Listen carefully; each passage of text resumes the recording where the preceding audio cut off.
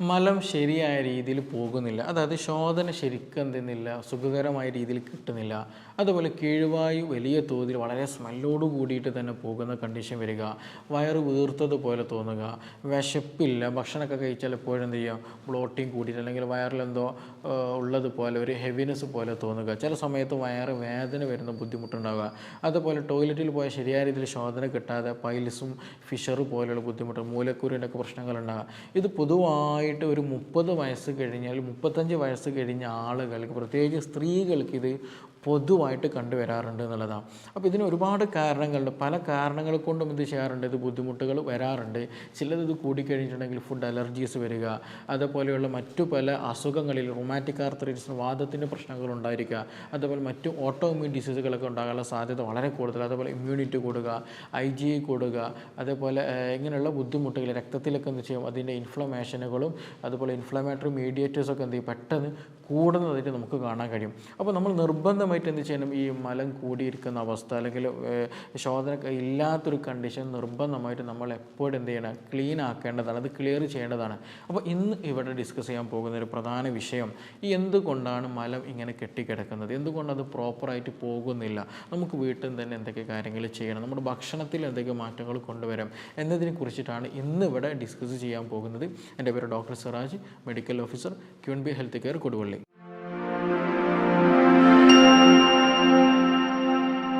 പറഞ്ഞു വരുന്നത് ഇത് ഒരുപാട് ആളുകൾക്കുള്ളൊരു പ്രധാന ബുദ്ധിമുട്ടാണ്, ശരിയായ രീതിയിൽ ശോധന കിട്ടാനില്ലാതെ. നമുക്ക് തന്നെ അറിയാം, രാവിലെ എഴുന്നേറ്റ് ശരിയായ രീതിയിൽ മിക്ക ആളുകൾക്കും ശോധന കിട്ടില്ല എന്നുണ്ടെങ്കിൽ അന്നത്തെ ദിവസം തന്നെ ആകെ എന്ത് ചെയ്യും, ആകെ ഡൗൺ ആയി പോകും. കാരണം അത് നമ്മുടെ ശരീരത്തിൽ ഉണ്ടാകുന്ന പല വേസ്റ്റ് മെറ്റീരിയലുകളും റിമൂവ് ആകുന്നില്ല എന്നുണ്ടെങ്കിൽ സ്വാഭാവികമായിട്ട് എന്ത് ചെയ്യും, അതിൻ്റെ ടോക്സിസിറ്റി നമ്മുടെ രക്തത്തിലേക്ക് കലരുകയും ഞാൻ നേരത്തെ പറഞ്ഞതുപോലെ ഓട്ടോ ഇമ്മ്യൂൺ ഡിസീസുകൾ, വാദത്തിൻ്റെ പ്രയാസങ്ങൾ, അങ്ങനെയുള്ള പലതരത്തിലുള്ള ഫുഡ് അലർജികളൊക്കെ എന്ത് ചെയ്യും, ഉണ്ടാകാനുള്ള സാധ്യത വളരെ വളരെ കൂടുതലാണ്. അപ്പോൾ ശോധന നമുക്ക് പ്രോപ്പറായിട്ട് കൊണ്ടുപോകണം എന്നുള്ളത് നിർബന്ധമാണ്. ഇതിൽ നിർബന്ധമായിട്ട് നമ്മൾ ശ്രദ്ധിക്കേണ്ടത്, നമ്മൾ ഭക്ഷണം കഴിച്ചിട്ട് 3 ദിവസമായിട്ടും ശരിയായ രീതിയിൽ നമുക്ക് പ്രോപ്പർ ശോധന കിട്ടുന്നില്ല എന്നുണ്ടെങ്കിൽ, ശോധന തീരെ കിട്ടുന്നില്ല എന്നുണ്ടെങ്കിൽ എന്ത് ചെയ്യണം, നിർബന്ധമായിട്ടും തന്നെ അതിന് ട്രീറ്റ്മെൻറ്റ് എടുക്കണം. കാരണം അത് ക്രോണിക് അല്ലെങ്കിൽ കോൺസ്റ്റിപ്പേഷനിലേക്ക് കൊണ്ടുപോകാനുള്ള സാധ്യത വളരെ വളരെ കൂടുതലാണ്. അപ്പോൾ അങ്ങനെയുള്ള കണ്ടീഷൻ എന്ത് ചെയ്യുക, നമ്മൾ നിർബന്ധമായിട്ട് ശ്രദ്ധിക്കുക. 3 ദിവസത്തിൽ കൂടുതലായിട്ട് ശോധന കിട്ടുന്നില്ല എന്നുണ്ടെങ്കിൽ, ഈ ഒരു കോൺസ്റ്റിപ്പേഷൻ വരാനുള്ള റീസൺ അല്ലെങ്കിൽ മലം ശരിയായ രീതിയിൽ പോകുന്നില്ല, കുടലിലൊക്കെ അടഞ്ഞു കിടക്കുന്ന ഒരു കണ്ടീഷൻ ഉണ്ടാകാനുള്ള ഒരുപാട് കാരണങ്ങളുണ്ട്. അത് ഏതൊക്കെ നോക്കുക. അതിൽ ഒന്നാമത് നമ്മൾ ശ്രദ്ധിക്കേണ്ടത് ഡൈജഷൻ കുറയുന്ന ഒരവസ്ഥ, അതായത് ദഹനം ശരിയായ രീതിയിൽ നടക്കുന്നില്ല. ഇപ്പോൾ ചില ആളുകൾക്ക് ഭക്ഷണം കഴിച്ച് കഴിഞ്ഞ് അല്ലെങ്കിൽ ടോയ്ലറ്റിൽ പോകുന്ന കണ്ടീഷനിൽ എന്തുണ്ടായിരിക്കും, ആ മലത്തിൽ പലപ്പോഴും നമ്മുടെ കഴിച്ച ഭക്ഷണാവശിഷ്ടങ്ങൾ പലപ്പോഴും കാണുന്ന അവസ്ഥകളുണ്ടായിരിക്കും. അപ്പോൾ അത് എന്താണ്, ഒരു അടയാളമാണ് ശരിയായ രീതിയിൽ എന്ത് ചെയ്യുന്നില്ല, ദഹനം ലഭിക്കുന്നില്ല എന്നുള്ളത്. അപ്പോൾ നമ്മുടെ ശരീരത്തിൽ ശരിയായ രീതിയിൽ ആസിഡ് പ്രൊഡ്യൂസ് ചെയ്യുന്നില്ല, ദഹിക്കാൻ വേണ്ടി HCl പ്രൊഡ്യൂസ് ചെയ്യുന്നില്ല, ഹൈപ്പോ അസിഡിറ്റി എന്നുള്ള കണ്ടീഷനാണ് ഉള്ളത്. അതേപോലെ നമ്മുടെ ശരീരത്തിലും പ്രോട്ടീനൊക്കെ ഡൈജഷൻ നടക്കണമെങ്കിൽ പ്രോട്ടിയേസ്, അമൈലേസ്, ഇങ്ങനെയുള്ള പല സംഗതികളുണ്ട്, എൻസൈമുകളൊക്കെ ഉണ്ട്. അപ്പോൾ അതൊന്നും ശരിയായ രീതിയിൽ പ്രൊഡക്ഷൻ നടക്കുന്നില്ല എന്നുണ്ടെങ്കിൽ എന്ത് സംഭവിക്കും, ഇത് ശരിയായ രീതിയിൽ ദഹിക്കാതെ കുടലിലൂടെ വരും, എന്നിട്ട് നമ്മുടെ കുടലിൽ കെട്ടിക്കിടക്കും. ശരിയായ രീതിയിൽ ദഹിക്കാത്തത് കൊണ്ടാണല്ലോ. അപ്പോൾ അങ്ങനെ വന്നു കഴിഞ്ഞാൽ സ്വാഭാവികമായിട്ടും നമുക്കറിയാം, ഈ കുടലിൽ ഒരുപാട് ബാക്ടീരിയകളുണ്ട്, നല്ലതായിട്ടും ചീത്തതായിട്ടുള്ള ബാക്ടീരിയകൾ ഉണ്ടായിരിക്കും. അപ്പോൾ ഇത് ക്രമാതീതമായിട്ട് വളരുകയും അവിടെ ഫെർമെൻറ്റേഷൻ നടക്കും. ഈ ഫെർമെൻറ്റേഷൻ പൊളിച്ച് കെട്ടിട്ട് എന്ത് ചെയ്യും, അതിൽ നിന്ന് ബാഡ് ഗ്യാസ് പ്രൊഡ്യൂസ് ചെയ്യും, മീഥേൻ ഗ്യാസ്, സൾഫർ ഗ്യാസ് ഒക്കെ എന്ത് ചെയ്യും, പ്രൊഡ്യൂസ് ചെയ്യും. അപ്പോൾ ഇത് എന്ത് ചെയ്യും, നല്ല രീതിയിൽ കീഴ്വായുവായിട്ട് നല്ല രീതിയിൽ പോവുകയും ചെയ്യും. അപ്പോൾ ഇതിൽ പ്രത്യേകത എന്താ ശരിക്കുകയാണെങ്കിൽ, ശരിയായ രീതിയിൽ എന്ത് ചെയ്യില്ല, മലം പോകില്ല, കെട്ടിക്കിടക്കും. അവിടെ മലം കെട്ടിക്കിടക്കുന്ന അവസ്ഥ ഉണ്ടായിരിക്കും. അത് ഫെർമെൻറ്റേഷൻ നടന്നിട്ട് നല്ല രീതിയിൽ എന്ത് ചെയ്യും, ഗ്യാസ് കൂടുതൽ പോകുന്ന കണ്ടീഷൻ ഉണ്ടാകുമെന്നുള്ളതാണ്. അപ്പോൾ എൻസൈമിൻ്റെ ആക്ടിവിറ്റി കുറഞ്ഞു കഴിഞ്ഞാൽ, ദഹനം കുറഞ്ഞു കഴിഞ്ഞാൽ എന്ത് സംഭവിക്കും, ഈ പറഞ്ഞതുപോലെ കോൺസ്റ്റിപ്പേഷനും കീഴ്വായും സ്മെല്ലിങ്ങും ബ്ലോട്ടിങ്ങും വയറ് വീർത്തതുപോലെ അവസ്ഥകൾ ഉണ്ടാകാനുള്ള സാധ്യത വളരെ വളരെ കൂടുതലാണ്. അതേപോലെ തന്നെ ചില ആളുകൾക്ക് എന്ത് ചെയ്യും, ഇൻറ്റസ്റ്റൈനൽ മൂവ്മെൻറ്റ് കുറവാണെന്നുണ്ടെങ്കിൽ, അപ്പോൾ നമുക്കറിയാം ഈ ഇത് കുടൽ എന്നുള്ളത് ഒരു കുഴൽ രൂപത്തിലാണ്, ഒരു കുഴൽ രൂപത്തിലാണ് ക്രമീകരിച്ചിട്ടുള്ളത്. അങ്ങനെയാണ് അതിൻ്റെ സ്ട്രക്ചർ ഉള്ളത്. അപ്പോൾ അതുകൊണ്ട് തന്നെ ഈ ഒരു ഭക്ഷണ പദാർത്ഥങ്ങൾ ശരിയായ രീതിയിൽ പോകണം എന്നുണ്ടെങ്കിൽ എന്ത് ചെയ്യണം, ഇതിനൊരു പെരിസ്റ്റാൽറ്റിക് മൂവ്മെൻറ്റ് എന്ന് പറഞ്ഞൊരു മൂവ്മെൻ്റ് ഉണ്ട്. ഈ ഒരു കുടൽ എന്ത് ചെയ്യും, പ്രത്യേക തരത്തിൽ മസിൽസ് മൂവ് ചെയ്തിട്ട് കോൺട്രാക്ഷനും റിലാക്സേഷനും നടത്തിയിട്ട് ഒരു മൂവ്മെൻ്റ് ഉണ്ട്, പെരിസ്റ്റാൽറ്റിക് മൂവ്മെൻറ്റ് എന്ന് പറയും. ആ മൂവ്മെൻറ്റ് കുറഞ്ഞാലും മോട്ടിലിറ്റി കുറഞ്ഞാലും ഈ പറഞ്ഞതുപോലെയുള്ള എന്ത് ചെയ്യും, ഭക്ഷണ അവശിഷ്ടങ്ങൾ കൂടുതൽ നേരം എന്ത് ചെയ്യും, നമ്മുടെ കുടലിൽ കെട്ടിക്കിടക്കേണ്ട ഒരു അവസ്ഥ വരും. അതായത് എസ്പെഷ്യലി ചില ഭക്ഷണങ്ങൾ എടുത്തു കഴിഞ്ഞാൽ, അതായത് ACVയുടെ സപ്ലിമെൻ്റ് ഒക്കെ എടുത്തു കഴിഞ്ഞാൽ, ആപ്പിൾ സിഡർ വിനെഗറൊക്കെ അൺകൺട്രോൾഡ് ആയിട്ട് എന്ത് ചെയ്യും നിങ്ങൾക്ക് എടുക്കുന്നുണ്ടെങ്കിൽ അത് ഈ പറഞ്ഞതുപോലെ ഇൻറ്റസ്റ്റൈനൽ മോട്ടിലിറ്റി നല്ല രീതിയിൽ കുറക്കും, കുടലിൻ്റെ ആ മൂവ്മെൻറ്റ് കുറക്കും. അപ്പോൾ അങ്ങനെ വന്നു കഴിഞ്ഞാൽ എന്ത് ചെയ്യും, കഴിച്ച ഭക്ഷണം ദഹിച്ചിട്ടാണെങ്കിൽ പോലും നമ്മൾ നേരത്തെ പറഞ്ഞാൽ ദഹിക്കാതെ കുടലിൽ കിടക്കുന്ന അവസ്ഥ വരിക. ഇങ്ങനെയുള്ള കണ്ടീഷൻ, അതായത് മോട്ടിലിറ്റി കുറഞ്ഞാൽ ദഹനക്കേട് കൂടുതലുണ്ടാകും. അതായത് ദഹിച്ച ഭക്ഷണം എന്ത് ചെയ്യും, കുടലിൽ കൂടുതൽ നേരം നിൽക്കുന്നൊരവസ്ഥ വരും. അപ്പോൾ സ്വാഭാവികമായിട്ട് അവിടെ ബാക്ടീരിയൽ ഫെർമെൻറ്റേഷൻ നടന്നിട്ട് നേരത്തെ പറഞ്ഞതുപോലെ ഡീഹൈഡ്രേഷൻ ഉണ്ടാക്കാനുള്ള സാധ്യതയുണ്ട്, കോൺസ്റ്റിപ്പേഷൻ വരും. മാത്രമല്ല നല്ല രീതിയിൽ എന്ന് വെച്ചാൽ ബാഡ് സ്മെല്ലുള്ള ഗ്യാസ് പുറന്തള്ളാനും സാധ്യത വളരെ വളരെ കൂടുതലാണ്. അപ്പോൾ ഡൈജഷൻ ഇങ്ങനെ നടന്നു കഴിഞ്ഞാൽ ഇത് ഈ പറഞ്ഞതുപോലെ വയറ് വീർക്കാനും കോൺസ്റ്റിപ്പേഷൻ ഉണ്ടാകാനും മലം പുറന്തള്ളാതെ അവിടെ നിൽക്കാനുള്ള സാധ്യത വളരെ വളരെ കൂടുതലാണ്. ഇനി മറ്റൊരു പ്രധാന ഘടകം കോൺസ്റ്റിപ്പേഷൻ, ഡിലേയ്ഡ് ഗ്യാസ്ട്രിക് എംപ്റ്റിങ് എന്ന് പറയും. അതായത് നമുക്കറിയാം, നമ്മുടെ ഭക്ഷണം കഴിച്ചിട്ടുണ്ടെങ്കിൽ ആദ്യമായിട്ട് ഭക്ഷണം എന്ത് ചെയ്യും, എത്തുന്ന സ്ഥലമാണ് സ്റ്റൊമക്ക് എന്ന് പറയുന്നത്, നമ്മൾ വയറെന്ന് പറയുന്നത്. അപ്പോൾ അവിടെ എന്ത് ചെയ്യും, ഹൈഡ്രോക്ലോറിക് ആസിഡുമായിട്ട് എന്ത് ചെയ്യും, മറ്റു പല എൻസൈമുകളൊക്കെ ലിങ്ക് ചെയ്ത് ബ്രേക്ക് ഡൗൺ നടത്തും, എല്ലാ സംഗതികളൊക്കെ ഒരു ദഹനം അവിടെ നടത്തും. ഈ ദഹിച്ച ഭക്ഷണം പിന്നെ എന്ത് ചെയ്യണം, ഈ പറഞ്ഞിട്ടുള്ള ഇൻറ്റസ്റ്റൈനിലേക്ക്, ഡിയോഡിനും അല്ലെങ്കിൽ ഇൻറ്റസ്റ്റൈനിലേക്ക് എന്ത് ചെയ്യും, ഈ ദഹിച്ച ഭക്ഷണം പോകണം. അപ്പോൾ ചില കണ്ടീഷനുകളിൽ പ്രത്യേകിച്ച് നല്ല ഷുഗറുള്ള ആളുകൾ, കയ്യിനും കാലിൽ തരിപ്പ് വിലക്കുക, ക്ഷീണം കൂടുതലായിട്ടുള്ള അങ്ങനെ അൺകൺട്രോൾഡ് ഷുഗറുള്ള ആളുകൾക്ക് എന്ത് ചെയ്യും, നരമ്പിന് നല്ല രീതിയിൽ എന്ത് ചെയ്യും, ഷുഗർ ബാധിക്കും. നമുക്കൊക്കെ അറിയുന്നതാണ്. അപ്പോൾ ഈ നരമ്പിന് ഷുഗർ ബാധിച്ചിട്ടുണ്ട് എന്നുണ്ടെങ്കിൽ സ്വാഭാവികമായിട്ടും ശരീരത്തിൽ എല്ലാ ഞരമ്പിനെയും അത് ബാധിച്ചിട്ടുണ്ടായിരിക്കും. അതങ്ങനെയാണ് ഉണ്ടാവുക, അതിൻ്റെ കാര്യങ്ങൾ അങ്ങനെയാണ്. അപ്പോൾ ഈ പറഞ്ഞതുപോലെ ഈ സ്റ്റൊമക്കിൽ നിന്ന് നമ്മൾ കഴിച്ച ഭക്ഷണം എന്ത് ചെയ്യണം, സ്റ്റൊമക്കിൽ നിന്ന് വയറിൽ നിന്ന് കുടലിലേക്ക് പോകണം. അപ്പോൾ ആ കുടലിലേക്ക് പോകുന്ന ആ ഒരു മൂവ്മെൻ്റ് ഉണ്ട്, അവന് പ്രത്യേകിച്ച് ഗ്യാസ്ട്രിക് മൂവ്മെൻ്റ് അവിടെ നടക്കുന്നുണ്ട്. ആ മൂവ്മെൻറ്റ് ശരിക്കും അവിടെ കിട്ടണം എന്നുണ്ടെങ്കിൽ എന്ത് വേണം, അതിന് വേണ്ടിയിട്ടുള്ള ഇമ്പൾസ് അല്ലെങ്കിൽ ഞരമ്പ് ശരിയായ രീതിയിൽ പ്രവർത്തിക്കണം. അപ്പോൾ ഞാൻ നേരത്തെ പറയുമ്പോൾ നല്ല ഷുഗറുള്ള ആൾ നരമ്പൊക്കെ കേട് വന്ന് തുടങ്ങിയിട്ടുണ്ടെങ്കിൽ ഈ പറഞ്ഞതുപോലെ ഈ ഗ്യാസ്ട്രിക്കിൽ നമ്മുടെ വയറ്റിനുള്ളിലുള്ള ഞരമ്പുകൾക്കും അത് ബാധിക്കും. അപ്പോൾ എന്ത് ചെയ്യും, ഈ വയറ്റിൽ നിന്ന് കുടലിലേക്ക് ഭക്ഷണം പോകുന്ന എമൗണ്ട് കുറയും, എല്ലാം പോകുന്ന അവസ്ഥ വരും. അപ്പോൾ അങ്ങനെ വന്നാലും ഞാൻ നേരത്തെ പറഞ്ഞ പോലെ അവസ്ഥ ഉണ്ടാകും. അതായത് വയറ് വീർത്തതുപോലെ കണ്ടീഷൻ വരിക, വിശപ്പില്ലാത്ത അവസ്ഥ വരിക, പെട്ടെന്ന് വയറ് നിറഞ്ഞ കണ്ടീഷൻ വരിക. അപ്പോൾ അതുകൊണ്ട് തന്നെ ഷുഗറുള്ള ചില ആളുകൾക്ക് എന്തെങ്കിലും കൂടിയാൽ കഴിഞ്ഞിട്ടുണ്ടെങ്കിൽ ഭക്ഷണത്തോട് തീരെ താല്പര്യം ഉണ്ടായിരിക്കില്ല, ശോധന ശരിക്കായിട്ട് കിട്ടൂല, പിന്നെ ഇങ്ങനെയുള്ള പ്രധാന ബുദ്ധിമുട്ടുകൾ പൊതുവെ കണ്ടുവരുന്ന. അപ്പോൾ അവർ നിർബന്ധമായിട്ട് ശ്രദ്ധിക്കേണ്ടത് വെറും ഗ്യാസിൻ്റെ മരുന്ന് കുടിച്ചുകൊണ്ടോ അല്ലെങ്കിൽ മലം പോകാനുള്ള എന്തെങ്കിലും സംഗതികൾ കഴിച്ചത് കൊണ്ടോ ട്രീറ്റ്മെൻറ്റ് എടുത്തുകൊണ്ടോ മാത്രം മാറുന്നില്ല. അവരുടെ മസിൽ മൂവ്മെൻറ്റ് പ്രോപ്പറായിട്ട് നടക്കണം, അവരുടെ നാഡിയുടെ ഹെൽത്ത് അവിടെ പ്രോപ്പറായിട്ട് ലഭിക്കണമെങ്കിൽ അത് പൂർണ്ണമായിട്ട് മാറിക്കിട്ടുകയുള്ളൂ. അപ്പോൾ ഇങ്ങനെയുള്ള കണ്ടീഷനുകളിലും കോൺസ്റ്റിപ്പേഷൻ, വയറുറക്കൽ പൊതുവായിട്ട് ഇന്ന് സാധാരണയായിട്ട് കണ്ടുവരാറുണ്ട്. ഇനി മറ്റൊരു പ്രധാനപ്പെട്ട ഒരു കാരണമുണ്ട്, അതായത് ചില കണ്ടീഷനുകളിൽ അതിന് പ്രത്യേകിച്ച് ഏജുകളൊന്നുമില്ല, അതാണ് ഇതിന് പ്രത്യേകത. കാരണം ട്യൂമർ പോലെയുള്ള, പോളിപ്പ് പോലെയുള്ള എന്തെങ്കിലും ഗ്രോത്തുകളൊക്കെ നമ്മുടെ കുടലിലുണ്ട് എന്നുണ്ടെങ്കിൽ എന്താ സംഭവിക്കുക, മലം ശരിയായ രീതിയിൽ പോകില്ല. അതായത് നമ്മുടെ കുടലിൽ ഞാൻ നേരത്തെ പറഞ്ഞതുപോലെ എന്താണ്, ഒരു പൈപ്പ് പോലെയാണ് അല്ലേ. അപ്പോൾ അതിൻ്റെ ഉള്ളിൽ എന്തെങ്കിലും ഗ്രോത്ത് പോലെ എന്തെങ്കിലും സ്ട്രക്ചർ ഒക്കെ വന്നു കഴിഞ്ഞാൽ എന്താ സംഭവിക്കുക, ഈ മലം ശരിയായ രീതിയിൽ പോകില്ല, അപ്പോഴും ഈ പ്രയാസങ്ങളുണ്ടാകും. അപ്പോൾ അങ്ങനെയുള്ള ട്യൂമറോ ക്യാൻസറോ അങ്ങനെ എന്തെങ്കിലും ഗ്രോത്തുകളൊക്കെ ആണെന്നുണ്ടെങ്കിൽ അത് നമ്മുടെ രക്തത്തിലും ഒക്കെ കാണാൻ കഴിയും. നമ്മുടെ ബോഡിയിലും മറ്റു പല ലക്ഷണങ്ങളും അതുമായി ബന്ധപ്പെട്ട് ചില ആൾക്കാർക്ക് ബ്ലീഡിങ് പോലെ ബുദ്ധിമുട്ടുകളുണ്ടാകും, സിവിയർ പെയിൻ ഉണ്ടാകാനുള്ള സാധ്യത വളരെ കൂടുതലുണ്ട്. അതുപോലെയുള്ള ഇൻഫ്ലമേറ്ററി മീഡിയേറ്റേഴ്സ് എന്ത് ചെയ്യും, ബ്ലഡിലൊക്കെ നല്ല രീതിയിൽ കൂടാനുള്ള സാധ്യത വളരെ കൂടുതലാണ്. അപ്പോൾ അല്ലാത്ത കണ്ടീഷനുകളിലേക്ക് പൊതുവേ നമ്മുടെ ദഹന സംബന്ധമായിട്ടുണ്ടാകുന്ന പൊതുവേ കണ്ടുവരുന്ന ശീലങ്ങൾ തന്നെയാണ്. ഇനി ചില ആളുകൾക്ക് ഞാൻ തുടക്കത്തിൽ പറഞ്ഞതുപോലെ വയറ് വീർക്കുന്ന ഒരു അവസ്ഥ പൊതുവേ കണ്ടുവരാറുണ്ട്. ഇപ്പോൾ ശോധന ഉണ്ടായിരിക്കും, പക്ഷേ എങ്കിൽ പോലും വയറിനൊരു വീർത്ത ഒരു കണ്ടീഷൻ പലപ്പോഴും കണ്ടുവരാറില്ല. അങ്ങനെയുള്ള ആളുകൾ ഒന്ന് ശ്രദ്ധിക്കേണ്ടത്, നിങ്ങൾ സ്മോക്കിംഗ് ഉണ്ടെങ്കിൽ നിർബന്ധമായിട്ട് നിർത്തണം. അതേപോലെ സ്പീഡിൽ ഭക്ഷണം കഴിക്കുക, വല്ലാണ്ട് സ്പീഡിൽ ഭക്ഷണം കഴിക്കുക, നിർത്താതെ സ്പീഡിൽ വെള്ളം കുടിക്കുക, അതുപോലെ കാർബണേറ്റഡ് ഡ്രിങ്ക്, അതായത് നമ്മൾ മന്തിയൊക്കെ കഴിച്ചിട്ടുണ്ടെങ്കിൽ അല്ലെങ്കിൽ ഹെവി ഫുഡ് കഴിച്ചാൽ എന്തെങ്കിലും പെപ്സിയോ സെവനപ്പോ അപ്പി ഫിസിയോ അങ്ങനെ എന്തെങ്കിലും കഴിക്കുന്നുണ്ടെങ്കിൽ അതിലൊക്കെ കാർബണേറ്റഡ് ഡ്രിങ്ക്സാണ്. അപ്പോൾ അത് കഴിച്ച് കഴിഞ്ഞാൽ അതിലുള്ള കാർബണേറ്റഡ് ഡ്രിങ്ക് ഇതെന്ത് ചെയ്യും, ആ ഒരു വാതകം നമ്മുടെ സ്റ്റൊമക്കിൽ കുടലിലേക്ക് ഇറങ്ങാനുള്ള സാധ്യത വളരെ കൂടുതലാണ്. അപ്പോൾ 100% ഇറങ്ങിയിട്ടുണ്ട് എന്നുണ്ടെങ്കിൽ ഒരു 80% ചിലപ്പോൾ നമ്മൾ വയറ്റ് എന്ത് ചെയ്യും, നല്ല ഗ്യാസൊക്കെ വിട്ടു പോകുമ്പോൾ നമുക്ക് നല്ല കംഫർട്ട് ഫീൽ ചെയ്യും. പക്ഷെ അവിടെ ഒരു 20-25% എന്ത് ചെയ്യും, അവിടെ സ്റ്റേ ചെയ്യും. അത് പിന്നെ നമുക്ക് പ്രയാസങ്ങളുണ്ടായിരിക്കും.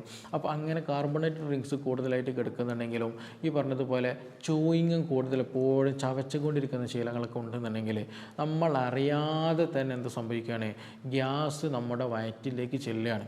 അപ്പോൾ അങ്ങനെ വന്നു കഴിഞ്ഞാൽ എന്ത് ചെയ്യും, വിശപ്പുണ്ടാവില്ല, വയറ് വീർത്തത് പോലെ തോന്നും, എന്തെങ്കിലും കഴിച്ചാൽ വയറ് പെട്ടെന്ന് ഫുള്ളായ പോലെ തോന്നുക, ക്ഷീണം കൂടുതൽ തോന്നുക, ഇങ്ങനെയുള്ള പ്രശ്നങ്ങളൊക്കെ നല്ല രീതിയിൽ, അതായത് വയറെപ്പോഴും ഫില്ലായത് ഹെവിനെസ് ആയിട്ട് നിൽക്കുക. അതേസമയം എന്തുണ്ടായിരിക്കും, മലം കുറയും, ശോധന കുറഞ്ഞൊരു അവസ്ഥ തന്നെ. കാരണം എന്താണ്, ഭക്ഷണം കൂടുതൽ കഴിക്കുന്നില്ല, എപ്പോഴും വയറ് വീർത്ത് ഗ്യാസ് ഫില്ല് ചെയ്ത് ഇങ്ങനെ ഡംബറായി നിൽക്കുന്ന ഒരു കണ്ടീഷനായിരിക്കും. അങ്ങനെയുള്ള ആളുകളെ ഉണ്ടാവും. അപ്പോൾ അങ്ങനെ ഈ ചൂയിങ്ങുള്ള ആളുകൾ, എപ്പോഴും കഴിക്കുന്ന ശീലമുള്ള ആളുകൾ, അതുപോലെ തന്നെ സ്മോക്കിംഗ് കൂടുതൽ ചെയ്യുന്ന ആളുകൾ, എപ്പോഴും കാർബണേറ്റ് ഡ്രിങ്ക്സുകൾ കാര്യങ്ങൾ കഴിക്കുന്ന ആളുകൾ നിർബന്ധമായിട്ടും അത് ഒഴിവാക്കുക തന്നെ വേണം. അതുപോലെ എപ്പോഴും സ്പീഡിൽ വെള്ളം കുടിക്കുക, നിർത്താതെ വെള്ളം കുടിച്ചുകൊണ്ട് നിൽക്കുക, ഇറക്കി എന്ത് ചെയ്യണം, നമ്മൾ കുടിക്കാൻ ശ്രദ്ധിക്കണം. അതേപോലെ ഭക്ഷണം സ്പീഡിൽ എന്ത് ചെയ്യാം, കഴിക്കുന്ന ശീലമുണ്ടെങ്കിലും അതിൻ്റെ കൂടെ എന്ത് ചെയ്യും, വായു നമ്മുടെ ശരീരത്തിലേക്ക്, നമ്മുടെ ദഹന വ്യവസ്ഥയിലേക്ക് കടക്കും. അതുപോലെ ഭക്ഷണത്തിൻ്റെ കഴിക്കുന്നതിൻ്റെ ഇടയിൽ സംസാരിച്ചു കൊണ്ടിരിക്കുന്ന ശീലമുണ്ടെങ്കിൽ അവരിലും ഈ പറഞ്ഞതുപോലെ നമ്മുടെ അന്തരീക്ഷ വായു തന്നെ എന്ത് ചെയ്യും, നമ്മുടെ വയറ്റിലേക്ക് എത്താനും ഈ പറഞ്ഞ വയറ് വീർക്കുന്ന ഒരു കണ്ടീഷൻ ഉണ്ടാകാനുള്ള സാധ്യത വളരെ കൂടുതലാണ്. ഇനി ഗ്യാസ് ഉണ്ടാകാൻ മറ്റൊരു റീസൺ കൂടെ ഉണ്ട്, ഡിസ്ബയോസിസ് എന്ന് പറയും.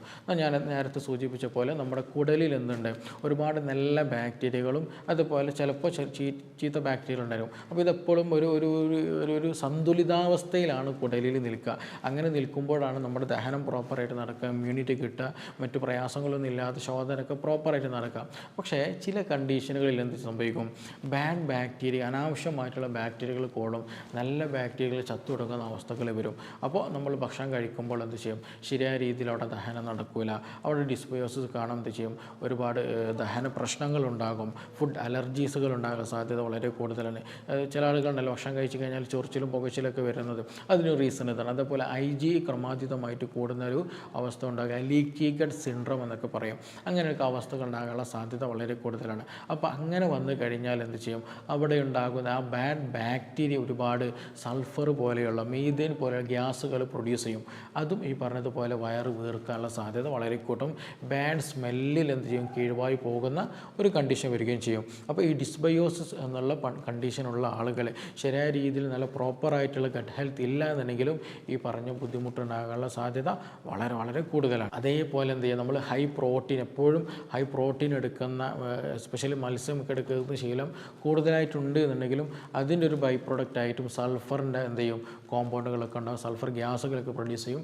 അപ്പോഴും ബാഡ് സ്മെൽ. അതുകൊണ്ടാണ് ചില ആളുകളൊക്കെ ഇറച്ചിയും മീനൊക്കെ കഴിച്ച് കഴിഞ്ഞാൽ എന്ത് സംഭവിക്കും, കിഴുവായി വളരെയധികം ബാഡ് സ്മെല്ലിൽ പോകാനുള്ളൊരു റീസൺ അതുകൊണ്ടാണ്. അപ്പോൾ ഈ സൾഫറിൻ്റെ പ്രസൻസ് ആണ്. അപ്പോൾ കൂടുതലായിട്ട് പ്രോട്ടീൻ എടുക്കുന്നുണ്ട്, ഈ ദഹനം പ്രോപ്പർ അല്ല എന്നുണ്ടെങ്കിൽ പ്രത്യേകിച്ച് എന്ത് ചെയ്യും, ഈ പറഞ്ഞ ബുദ്ധിമുട്ടുണ്ടാകാനുള്ള സാധ്യത വളരെ വളരെ കൂടുതലാണ്. അതേപോലെ സ്ലോ ഡൈജഷൻ ആണെന്നുണ്ടെങ്കിൽ, ഞാൻ കോൺസ്റ്റിപ്പേഷൻ വിഷയത്തിൽ പറഞ്ഞതുപോലെ ഡൈജഷനും എല്ലാം നടക്കുകയാണ്, കൂടുതൽ സമയം നമ്മുടെ വയറ്റിലേക്ക്, അതായത് നമ്മുടെ ഇൻറ്റസ്റ്റൈനിൽ, കുടലിൽ ഈ പറഞ്ഞതുപോലെ ഭക്ഷണ പദാർത്ഥം നിൽക്കുന്ന സ്റ്റേ ചെയ്യുന്ന കണ്ടീഷൻ വന്നു കഴിഞ്ഞാൽ അവിടെ എന്ത് ചെയ്യും, ഗ്യാസ് പ്രൊഡ്യൂസ് ചെയ്യും. ഈ പറഞ്ഞതുപോലെയുള്ള സ്മെല്ല് ആയിട്ടുള്ള ഗ്യാസ് ഉണ്ടാകും, വയറ് വീർക്കുന്ന പോലെയൊക്കെ കണ്ടീഷൻ ഉണ്ടാകുന്നതാണ്. അപ്പോൾ പ്രധാനമായിട്ടും ഈ പറഞ്ഞ കാര്യങ്ങളാണ് പലപ്പോഴും നമുക്ക് ഗ്യാസ് ഉണ്ടാക്കുന്നതും കോൺസ്റ്റിപ്പേഷനൊക്കെ ഉണ്ടാക്കുന്ന ഒരു പ്രധാന ഘടകങ്ങളെന്ന് പറയുന്നത്. അപ്പോൾ ഇതില്ലാതിരിക്കാൻ നമുക്ക് ചില കാര്യങ്ങളൊന്ന് ചെയ്യണം. അതിലൊന്നാമത് ഹൈഡ്രേഷൻ നിലനിർത്തുക എന്നുള്ളതാണ്. നല്ല രീതിയിൽ വെള്ളം കുടിക്കുക, പ്രത്യേകിച്ച് അതിരാവിലെ എഴുന്നേൽക്കുന്ന സമയത്ത് തന്നെ എന്ത് ചെയ്യണം, ഒരു ഇളം ചൂടുള്ള വെള്ളം കുടിക്കുക, എന്തെങ്കിലും ലെമണൊക്കെ ചേർക്കുകയാണെങ്കിൽ വളരെ നല്ലതാണ്. അത് ഒന്നും കൂടെ എന്ത് ചെയ്യും, നമ്മുടെ ഇൻറ്റസ്റ്റൈനൽ മോട്ടിലിറ്റി കൂട്ടും, അതായത് കുടലിൻ്റെ ആ ഒരു മൂവ്മെൻറ്റ് കൂട്ടുമ്പോൾ സ്വാഭാവികമായിട്ടും മലം പെട്ടെന്ന് പുറന്തള്ളാൻ അത് നന്നായിട്ട് സഹായിക്കും. അപ്പോൾ എന്ത് ചെയ്യുക, അത് നന്നായിട്ട് ഒരു ഇളം ചൂടുള്ള വെള്ളം രാവിലെയൊക്കെ കുടിക്കുകയാണെങ്കിൽ അത് നന്നായിട്ട് ഹെൽപ്പ് ചെയ്യും. അതേപോലെ ഭക്ഷണത്തിൽ ഒരു നിശ്ചിത എമൗണ്ട് ഫൈബർ കൂട്ടാൻ ശ്രദ്ധിക്കേണ്ടതാണ്. പ്രത്യേകിച്ച് കൂടുതൽ നിങ്ങൾ പ്രോട്ടീൻ കൂടുതൽ എടുക്കുന്ന ആളുകളാണെങ്കിൽ നിർബന്ധമായിട്ട് എന്ത് ചെയ്യണം, ഒരു നിശ്ചിത എമൗണ്ട് എന്ത് ചെയ്യണം, ഫൈബർ കൂട്ടണം. കാരണം ഫൈബറിൻ്റെ പ്രത്യേകത എന്ന് ചോദിക്കുകയാണെന്നുണ്ടെങ്കിൽ ഈ ഒരു വാട്ടർ അബ്സോർപ്ഷൻ നന്നായിട്ട് ഹെൽപ്പ് ചെയ്യും. അതുപോലെ ഗുഡ് ബാക്ടീരിയകൾ നന്നായിട്ട് അത് ഡൈജസ്റ്റ് ചെയ്യാൻ, അല്ലെങ്കിൽ അത് അവർക്ക് ഇത് കൂടുതൽ ഇഷ്ടമാണ് ഈ ഫൈബർ എന്ന് പറയുന്നത്.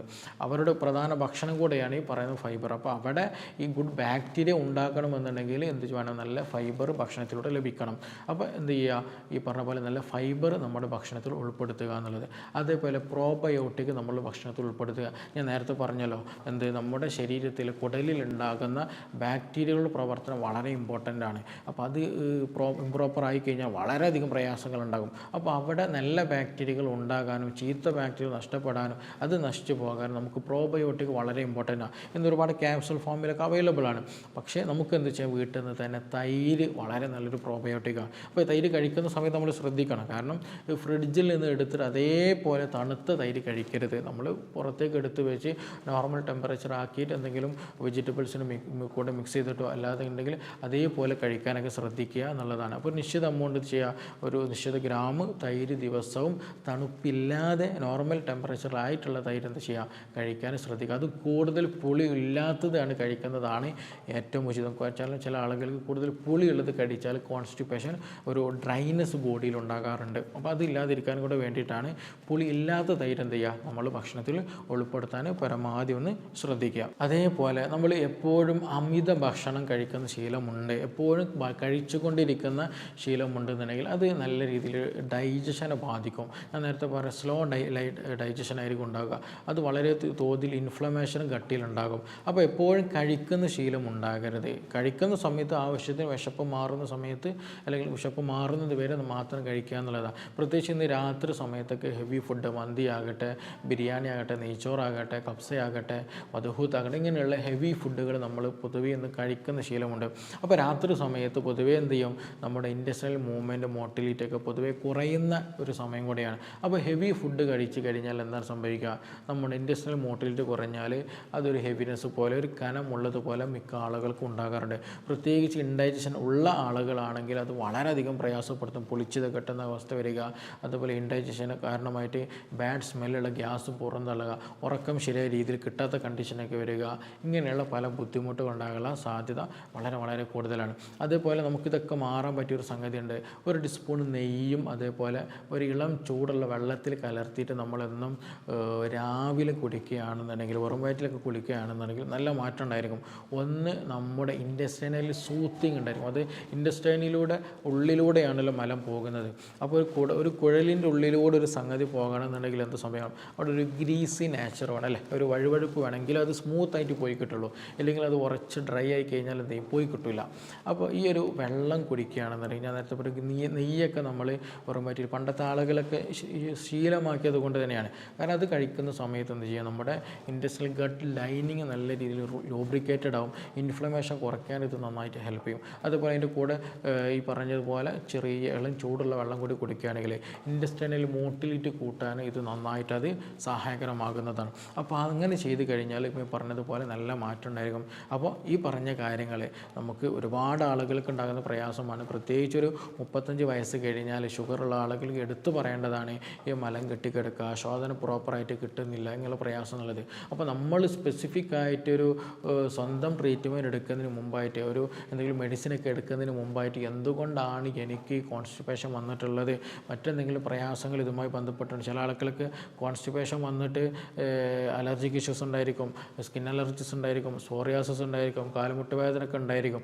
ബട്ട് അവരുടെ പ്രശ്നം ചിലപ്പോൾ എന്തായിരിക്കും, ഈ പറഞ്ഞതുപോലെ കാലുമുട്ട് വേദനയോ അലർജിയോ അങ്ങനെ എന്തെങ്കിലും ആയിരിക്കും. പലപ്പോഴും എന്ത് ചെയ്യില്ല, കുടലിൻ്റെ അവസ്ഥ പലപ്പോഴും നോക്കാറും ഇല്ല. അപ്പോൾ അങ്ങനെയുള്ള ആളുകൾ എന്ത് ചെയ്യണം, കുടൽ പ്രോപ്പറാണ് ഫങ്ഷൻ ചെയ്യുന്നതെന്നുള്ളത് നോക്കൽ നിർബന്ധമാണ്. അപ്പോൾ ഇതുമായി ബന്ധപ്പെട്ട എന്തെങ്കിലുമൊക്കെ സംശയങ്ങളൊക്കെ ഉണ്ട്, കൂടുതൽ അറിയാനൊക്കെ ഉള്ള താല്പര്യമുള്ള ആളുകൾക്ക് എന്ത് ചെയ്യാം, താഴെ തന്നിട്ടുള്ള നമ്പറിൽ ബന്ധപ്പെടാവുന്നതാണ്. നമുക്കിനി മറ്റൊരു വിഷയവുമായി ബന്ധപ്പെട്ടിട്ട് വീണ്ടും കാണാം. Thank you.